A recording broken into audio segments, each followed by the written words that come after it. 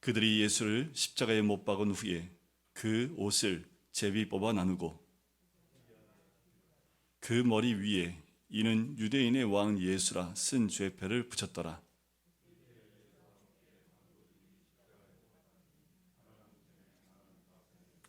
지나가는 자들은 자기 머리를 흔들며 예수를 모욕하여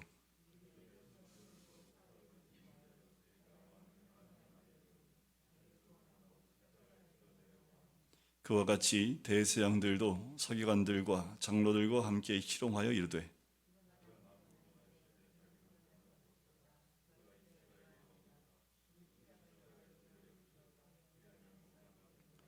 그가 하나님을 신뢰하니 하나님이 원하시면 이제 그를 구원하실지라.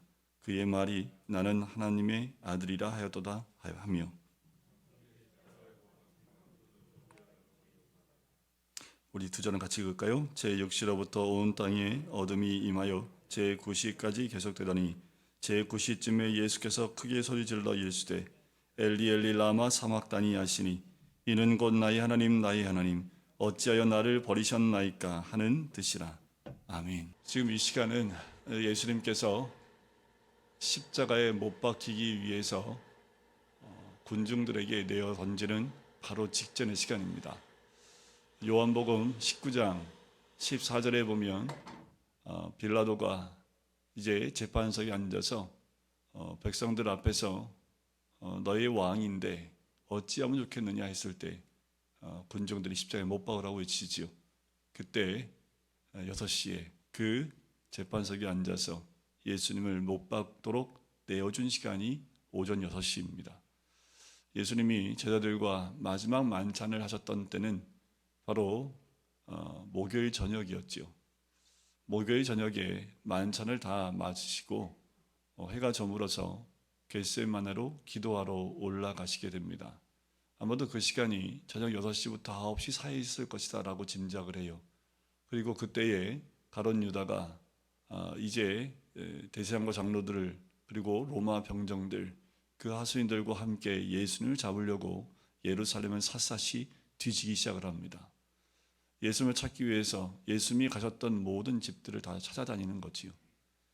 예수님은 감난산에 있는 겟세마네 동산에서 기도를 하고 계신 그때에 이제 마지막으로 가룟 유다가 예수님이 습관적으로 기도하셨던 장소를 기억하고 그 많은 무리를 데리고 예수님이 기도하시는 겟세마네 동산으로 올라갑니다. 그 겟세마네 기도할 때 여러분들 기억하십니까? 예수님은 피를 토하는 기도를 하십니다. 왜냐하면 그 죽음을 아셨고 조금 있으면 가장 참혹하고 가장 힘들고 모든 인류의 죄를 한 몸에 지고 가야 되는 그 십자가를 져야 했기 때문에 하나님과 마지막 그 순간 기도하는 3번이나 반복하여 기도하는 그 피를 토하는 기도를 겟세마네 기도에서 합니다. 그때 제자들은 어떻던가요? 졸았습니다. 아니요, 깊은 잠에 빠졌지요. 단 한순간도 예수님과 깨어서 함께 기도하지 못했던 자들이 제자들이었습니다. 어쩌면 그 모습이 우리의 모습 아닐까요? 주님은 지금도 끝없이 우리 위해서 기도하시고 또 우리와 함께하기 원하시지만 우리는 너무나 쉽게 눈을 감아버리고 함께하지 못하는 것이 우리의 모습이지요. 그때가 아마 저녁 9시부터 밤 12시 사이였을 것이다 라고 짐작을 합니다. 그때 가룟 유다와 로마 병정들이 예수님을 잡으려고 횃불을 들고 찾아오지요. 그때 예수님이 직접 그들을 맞이하게 되고 예수님은 붙잡히게 됩니다. 그때 베드로가 칼을 들고 가서 막다가 말고의 귀를 자르는 일이 있었지요. 그때 예수님께서 그 귀를 고쳐주시면서 하지 말라고 만류하십니다. 그때 제자들은 다 도망가게 되지요. 예수님이 잡혀가는 그 순간에 제자들은 다 도망갑니다. 그리고 예수님이 잡혀서 가셨던 곳, 참 그날 밤에 예수님은 안 가신 곳이 없을 정도로 많은 곳에 다니며 예수님은 조롱당하시고 희롱당하시고 또 불법 재판 가운데 넘겨지는 그 장면이 이제 금요일 새벽역이 되는 거지요. 아마도 그 시간대가 밤 12시부터 새벽 3시 정도였을 것이다 라고 짐작을 합니다. 마지막으로 이 빌라도 법정까지 가기 전에 대제사장들을 거쳐가며 이제 신문을 받게 됩니다. 요한복음엔 안나스에게도 잡혀가게 됐지요. 헤롯에게도 잠깐 들리게 되고 당시에 대제사장의 관정까지 가서 불법 재판을 받습니다. 재판이 왜 불법이냐 하면 밤중에 이루어지는 재판은 효력이 없기 때문에 그렇습니다. 그리고 살해드린 공회원 정족수가 차여지지 않으면 그 법정은 이루어질 수 없습니다. 여러 가지 정황상 이루어질 수 없는 그 재판이 이 대제사장들과 그리고 살해드린 공회원들 가운데 이루어지게 됩니다. 그들은 예수님을 십자가에 처형해야 된다라고 결론을 내립니다. 그리고 예수님을 데리고 그 새벽 3시부터 6시 사이가 되겠지요. 그때 빌라도에게 찾아가게 됩니다. 이때는 이제 유월절 준비일이기 때문에 유대인들이 이방인들과의 접촉을 극도로 꺼려했던 그 날입니다. 이방인들 접촉하게 되면 일단 부정하게 되기 때문에 이들이 유월절을 온전히 지키기 위해서는 이방인들과 접촉을 할 수 없습니다. 하지 않으려고 해요. 근데 오늘 마태복음이나 마가복음이나 누가복음에는 그런 모습이 나오지 않지만 요한복음 19장에 보면 18장 후반부와 19장에 보면 그 이방인 그러니까 빌라도의 관정 안으로 대제사장들이나 아니면 서기관들이 들어가지 않는 모습이 나옵니다. 군중들은 관정 밖에 있고 예수님만 빌라도의 관정 안으로 들여보내서 재판을 받게 하는 모습을 볼 수 있습니다. 그래서 빌라도가 관정 안과 밖을 오가면서 예수님을 신문하기도 하고 또 백성들에게 그 신문한 내용을 이야기하기도 하는 내용들이 요한복음에는 정말 잘 나와 있습니다. 관정 앞과 안과 밖의 이야기를 오가며 이야기를 해요. 그 와중에 예수님은 로마 병정들에게 희롱을 당하시고 가시면류관을 쓰게 됩니다. 가시면류관을 쓸 때는 이제 마지막 빌라도의 신문이 있었던 때입니다. 그런데 적나라하게 드러났던 그 신문의 내용은 범죄자로서 빌라도가 예수님을 신문하는 장면이 아니라 오히려 예수님한테 진리에 대해서 물어보게 되어지는 아주 신문 같지 않고 오히려 빌라도가 진리를 깨달는 것 같은 그런 모습으로 그런 광경으로 진행이 됩니다. 마지막 이제 빌라도가 하려고 했던 건 뭐냐 하면 이 로마 병정들을 통해서 예수님이 채찍맞고 피를 흘리고 그리고 가시면류관을 머리에 쓰므로 온 얼굴이 피범벅이 되게 하는 그 모습을 통해서 백성들이 그 모습을 가엾게 여기려고 하게 하는 빌라도의 의도가 있었음을 요한복음에는 등장을 합니다. 그리고 예수님의 그 모습 처참하게 맞아서 피투성이가 되어지고 정말 인간으로서는 받을 수 없는 그 갖은 고문받는 모습 그 모습을 또 붉은 홍포를 입히고 그 백성들 앞에 세웁니다. 그것이 바로 이제 오전 6시가 됩니다. 오전 6시에 그렇게 빌라도는 백성들 앞에 예수님을 세우지만 성난 군중이었던 그 군중들은 예수님을 십자가에 못 박으라 외치기 시작합니다. 그들의 마음을 꺾을 수 없는 것을 알았던 빌라도는 예수님을 십자가에 못 박으라 내어 주게 되지요. 그것이 6시부터 6시 반입니다. 지금 이 시간은 예수님이 로마 병정들에 의해서 가시면류관과 채찍과 그리고 모든 희롱을 당하시는 그 시간대가 아마도 이 시간대일 겁니다. 이것이 다 끝나고 난 다음에 예수님은 그 모습 빌라도가 예수님의 그 모습 그대로 백성들 앞에 보여주게 되지요. 그리고 예수님을 십자가에 못 박으라 내어주게 되어지고 예수님은 준비되어진 십자가를 지고 골고다라는 언덕으로 그 십자가를 지고 가시게 됩니다. 그런데 당시의 십자가의 처형 방법은 로마 시대 때 개발된 것이 아닙니다. 이미 애굽이나 그 주변 국가에서 이루어지고 있었던 그 처형 방법입니다. 그러니까 그 로마 시대 때 그 처형 방법을 그대로 사용하고 있는데 중요한 것은 너무나 잔인한 방법이기 때문에 그것을 로마 사람들에게는 행하지 않았다라는 겁니다. 주로 로마의 반기를 들었던 사람들을 처형하는 방법으로 아주 잔인하게 이 나무에 달려 죽는 그 처형을 하게 됐던 거지요. 예수님을 그 처형 방법에 따라 처형하는 거지요. 그래서 그 십자가를 지고 가게 합니다. 실제로 이 빌라도 관정이 어디에 있는지는 지금은 알 수 없습니다. 하지만 지금의 이 예루살렘에서 골고다까지 가는 길을 직선으로 하면 그렇게 멀지 않다고 해요. 그런데 당시에 이 십자가 처형 방법은 그 도시 안에 있는 그 마을에 있는 모든 사람들이 십자가를 볼 수 있게끔 그 죄수를 끌고 다닌다고 얘기를 해요. 그러니까 예루살렘에 있는 모든 거리란 거리를 다 다니게 합니다. 그리고 그 죄수는 목에 죄패를 걸게 합니다. 그래서 그 지역, 특별히 예루살렘이라는 도시의 모든 사람들이 십자가 처형을 받는 이유가 무엇인지를 알 수 있도록 모든 사람들이 보도록 모든 거리를 다 다니게 했다는 거지요. 그래서 어떻게 보면 지금 여러분들 예루살렘에 가면 예수님이 넘어지신 곳, 손을 짚으신 곳, 다 거짓말입니다. 그냥 관광 오는 사람들한테 보여주려고 그걸 형상으로 만든 것뿐이지 진짜 거기에 손을 댔고 넘어진지는 알 수가 없어요. 근데 확실한 것은 골고다 언덕까지 가는데 대략 9시에 예수님이 십자가에 못 박혀 달리셨기 때문에 적어도 8시 반까지는 거기에 도착을 해야겠지요. 그렇다면 예수님이 그러니까 그 재판석의 빌라도에서 재판을 받는 6시부터 6시 반까지 재판이라면 대략 2시간 정도를 십자가를 지고 골고다까지 갔다라고 우리는 짐작할 수 있습니다. 그 가는 길에 예수님은 수없이 많은 넘어짐을 당하게 되어지지요. 이미 많은 피를 흘리셨기 때문에 그 십자가를 지고 갈 힘이 남아있지 않은 거지요. 그때 그 십자가를 대신 지고 올라간 사람이 있지요. 그 시몬에 의해서 이 십자가를 대신 지고 가는 그 길을, 그 사람을 우리는 공간복음에서 만나볼 수 있습니다. 이제 예수님이 오전 8시 반쯤 그 골고다라는 곳에 도착을 하십니다.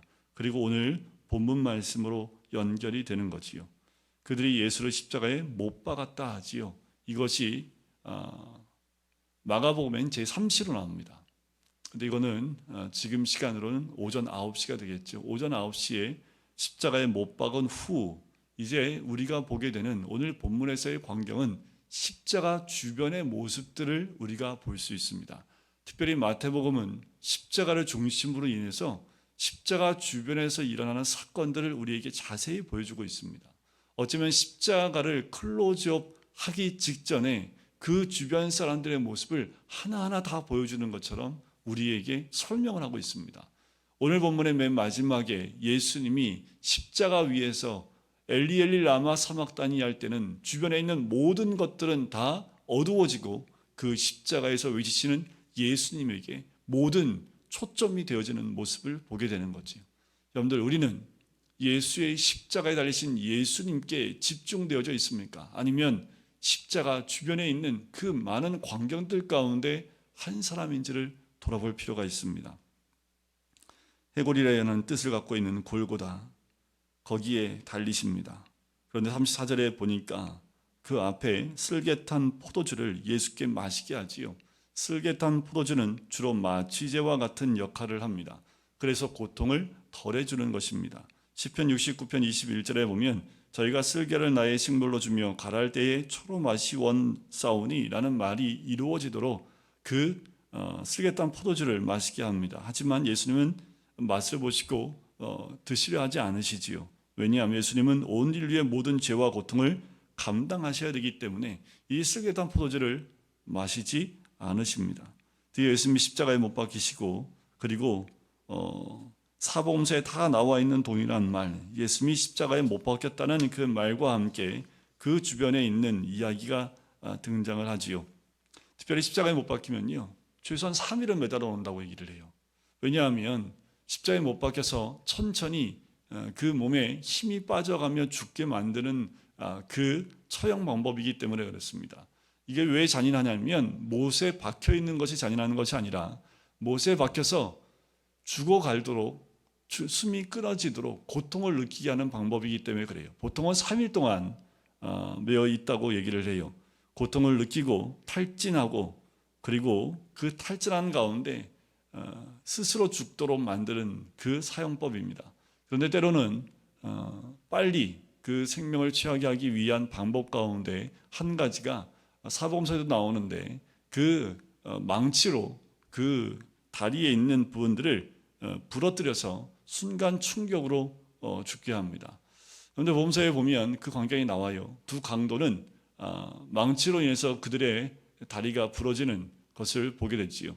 대신에 예수님은 어떻게 해요? 죽었는지 확인하기 위해서 창으로 옆구리를 찌르는 장면을 보게 됐지요.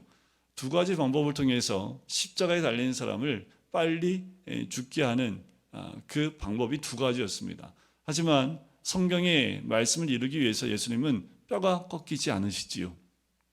대신에 옆구리에 창을 찔러서 그 몸에서 물과 피가 쏟아져 나오게 하는 그 광경을 우리가 기억을 합니다. 자, 예수 십자가에 못 박히셨습니다. 그때 그 주변에 있는 첫 번째 사람들의 모습은 뭡니까? 35절 끝에 보니까 그 옷을 제비 뽑아 나누었다라는 거지요. 처음 모습은 예수님이 처형되신 다음에 예수님의 옷이 사람들에게 나누어졌다라는 표현입니다. 시편 22편 18절에 나와 있는 그 말씀이 그대로 이루어지는 거지요. 예수님은 육체의 죽음만 당하는 것이 아니라 가지고 있는 마지막 순간까지 가지고 있던 모든 것까지 다 착취당하시는 모습을 보게 됩니다. 모든 것, 겉옷과 속옷과 허리띠와 신발과 어느 것 하나 남김없이 다 빼앗기는 모습을 보게 되지요. 당시에 십자가에 달릴 때 그 로마 병사의 부수입이 이런 것들이었습니다. 이 십자가에 달리는 모든 사람의 모든 소유들을 다 가지는 거예요. 그런데 한 가지, 예수님의 속옷은 통으로 짠 것이기 때문에 나눌 수 없어서 그들이 제비 뽑아 한 사람이 소유했다는 표현이 요한복음 19장에 등장을 하지요. 예수님 마지막 순간까지 모든 것을 다 빼앗기는 모습을 보게 됐지요. 두 번째는 예수님을 못 박은 자들의 모습인데 그것이 36절에 아주 짧게 나옵니다. 거기 앉아 지키더라는 거예요. 여러분 한번 생각해 보세요.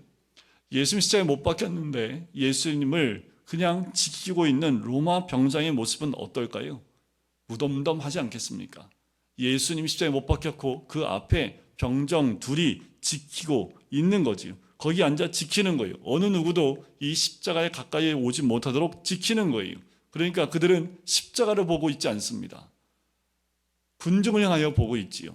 그리고 예수님의 고통에 대해서 관심이 없습니다. 그냥 그 앞에 서 있을 뿐입니다.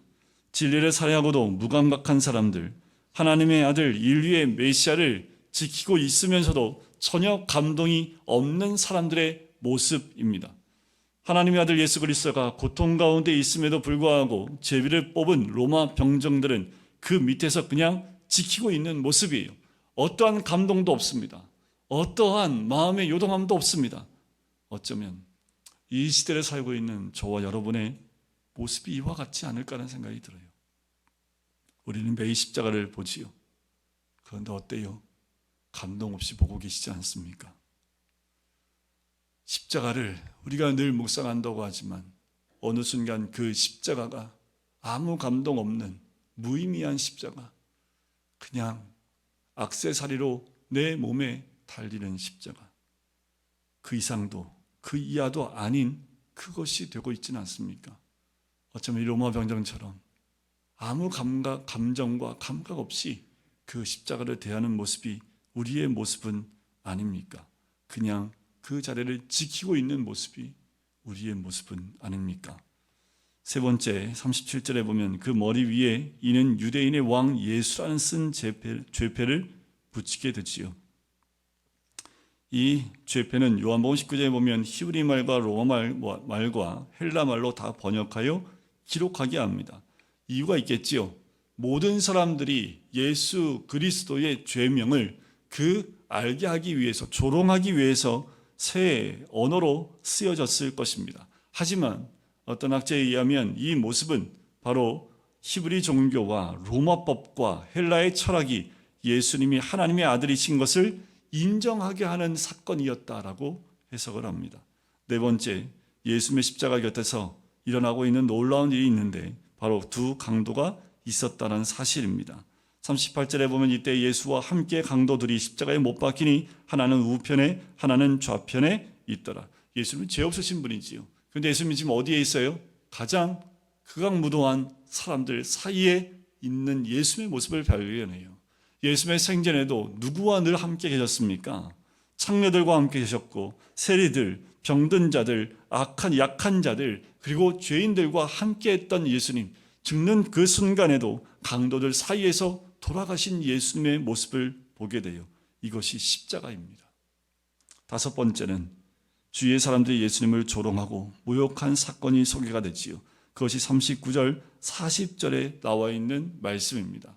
주변에 오가는 사람들이 예수님을 향해 손가락질합니다. 그리고 조롱하고 희롱하기 시작을 해요. 마치 그 조롱 속에 사탄의 소리와 사탄의 음모가 있는 것처럼 보입니다. 마치 이것은 이 사탄이 예수님을 성전 꼭대기에 들고 올라가서 내가 만약 하나님의 아들이여든 이 성전에서 뛰어내리라 라고 유혹했던 것 같은 그 말씀, 그것을 그대로 이 사람들이 조롱하는 말로 하고 있는 모습을 보지요.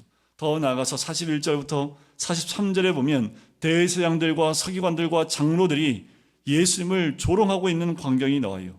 이 종교 지도자들의 조롱과 멸시 뒤에는 어떤 모습이 있었을까요? 이들의 계획이 성공한 거지요. 우리의 계획이 성공했다라고 이들은 아마도 속으로 굉장히 기뻐했을 겁니다. 자기들의 계획이 성취되었기 때문에 이들은 축배를 드는 마음으로 이런 말을 했을 거예요. 이 순간이야말로 악인이 승리하고 음모가 성취되어지는 순간이었지요. 이들은 그것을 기뻐하며 예수님을 향하여 손가락질하고 있는 이들입니다. 자신들이 저지르고 있는 죄가 무엇인지 알지 못하고 있습니다. 그들이 어떤 죄를 범했는지도 알지 못하고 자기의 정적을 처리했다라는 그 생각 하나만으로 기뻐하고 있는 모습이지요. 십자가의 주변, 함께 십자가에 못 박힌 강도들까지 예수님을 욕하는 그 십자가의 주변, 로마 병정들, 지나가는 많은 사람들, 대제사장들과 서기관들과 백성의 장로들, 그리고 두 강도가 있어요. 그들은 한결같이 예수님에 대해서, 그 십자가에 대해, 예수님의 죽음에 대해 관심이 없습니다. 그냥 그 죽는 모습만 보고 조롱하고 있는 그들의 모습이에요. 어쩌면 이 갈릴리 언덕, 갈보리 언덕, 그리고 이 골고다 언덕에 있는 모든 상황이 모든 인류의 영적 상태를 요약하고 있는 모습이 아닐까. 어쩌면 우리들의 모습이 이것 가운데 설명되고 있지는 않은지, 그들만 무감각했고 그들만 침묵했고 그들만 조롱했습니까? 오늘도 십자가 앞에서 많은 사람들이 이와 똑같은 반응을 보이고 있지요. 그러나 그 수치스러운 십자가, 파멸의 십자가, 저주의 십자가는 수치와 파멸과 저주로 끝나지 않습니다. 사탄은 예수를 저주로 몰아세웠지만 하나님은 그 십자가를 축복과 영광의 십자가로 바꾸신 줄 믿습니다. 빛이 오면 어둠이 드러나고 진리가 오면 거짓이 드러나듯이 모든 사람은 거짓과 불법과 조롱과 저주의 모든 것을 동원해서 예수를 십자가에 못 박아 죽였지만 예수님은 죽지 않으시고 다시 사셨다는 거지. 그 십자가는 죽는 순간에 다시 살아나기 시작했습니다. 이것이 십자가의 능력입니다. 이것이 십자가의 구원이지요. 여러분, 우리는 십자가의 주변이 되면 안 됩니다. 무감각한 사람들도 되면 안 돼요. 우리가 1년에 한 번 이 날을 기억하는 것은 더 특별히 이 십자가를 작정하고 그 십자가의 의미와 또 예수님의 십자가에 죽으신 그 죽음의 의미를 우리 삶 정가운데로 다시 한번 세우며 그 십자가가 나의 십자가가 되기 위해서 다시 한번 주님 앞에 서는 날이 바로 이 고난주간이고 부활절일 줄 믿습니다. 그들이 십자가를 목격하면서도 십자가 앞에 있으면서도 십자가를 찾지 못한 것, 그것이 그 당시의 그들의 모습이고, 또한 그들에게서 발견할 수 있는 것은 자신의 허물과 죄를 감추기 위해서 십자가를 저주하고 조롱했다는 사실이지요. 여러분들, 예수님이 이렇게 십자가에 못 박히는데 예수님 소리가 들립니까? 예수님이 채찍에 맞으시고 그리고 가시 면류관을 쓰시고 십자가를 지고 십자가에 못 박히고 피를 흘리시는 그 모든 광경들이 나오는데 주변에 있는 많은 소리들은 들리는데 예수의 소리가 안 들려요. 그런데 우리가 들어야 될 소리는 바로 예수님의 소리입니다. 우리가 귀를 열고 들어야 될 소리는 바로 침묵의 예수님의 소리예요. 왜 침묵하십니까? 우리 때문이지요. 그리고 마지막으로 나의 하나님 어찌하여 나를 버리셨나이까? 이것이 가장 중요한 예수님의 마태복음에서 외침이지요. 원망하는 것이 아닙니다. 나의 하나님이라. 예수 하나님과의 관계를 공개적으로 말씀하시지요. 그리고 예수님의 표현에서 그렇지 않다라는 것을 찾아볼 수 있는 가장 친밀한 관계를 보여주시는 거지요. 예수님이 죽어가면서 절규하고 고통스러운 것은 하나님은 그를 버리셨지만 그를 버리실 만큼 그만큼 우리를 사랑하셨다라는 표현이기도 합니다. 여러분, 예수님이 고통 가운데 죽으실 만큼 하나님은 그만큼 우리를 사랑하십니다. 우리가 십자가에서 그 고통을 느끼며 그렇게 십자가에서 죽어야 될 우리이지만 우리를 너무나 사랑하시기 때문에 대신 예수님이 그 모든 고통을 당하시고 십자가에 죽으시는 거죠. 여러분, 우리 모두가 이 십자가에 못 박히길 원합니다. 우리의 모든 것을 십자가에 못 박으시길 원합니다. 십자가 위에 함께 내 손을, 내 발을 얹고 함께 할 때에 그 십자가는 나에게 능력이 됩니다.